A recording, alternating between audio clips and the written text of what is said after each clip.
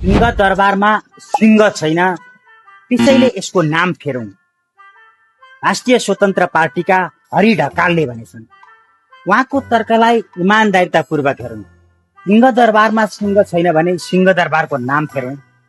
बाघ दरबारमा बाघ छैन भने बाघ दरबारको नाम फेरौं। पुतली सडकमा पुतली छैन, पुतली सडकको नाम फेरौं। सुनधारामा सुन छैन, सुनधाराको नाम फेरौं। यस्तै गर्दै जाने हो भने एक दिन नेपालकै नाम जाँच्नु पर्ने होला। अब कुरा यहाँसम्म मात्रै हो त, नाममा भएको कुरा ठाउँमा हुनै पर्छ भन्ने हो भने भोलि हरि ढकालजीको नाम पनि जाँच्नु पर्ने भयो। उहाँको नाममा हरि छ, मनभित्र हरि छैन। हरि भेटिएन भने के को हरि? आफ्नै नाम फेर्नु पर्ने भयो। त्यतिखेर त जबल्टे ढकाल राख्नु पर्यो होला नि त। नाममा जे छ त्यो भित्रै पर्छ भन्ने नियम लगाउने हो भने त सुरुको संसदमा उहाँ भन्दै हुनुहुन्थ्यो संख्या पुगेन हजुर, यसपल्ट संख्या पुगेन। अहिले उहाँ भन्दै हुनुहुन्छ सिंह पुगेन हजुर, सिंहै पुगेन।